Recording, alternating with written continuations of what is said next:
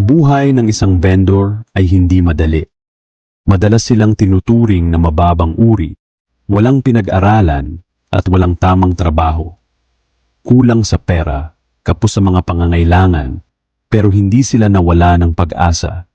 Sila ay matyaga, masipag, at may takot sa Diyos. Pero ang tanong, paano maging successful? Paano makaahon sa buhay? Paano makawala sa kahirapan? Ang sagot ay simple lang, magsikap. Huwag kang matakot sa hirap, huwag kang mawalan ng pag-asa. Gawin mo ang lahat para sa iyong pamilya, para sa iyong kinabukasan. Magsikap ka sa trabahong iyong ginagawa, magtiyaga ka sa mga pagsubok, at siguradong may liwanag sa dulo. Ang kahirapan ay hindi hadlang sa tagumpay, kundi isang hamon para sa iyo na magpatunay na kaya mo.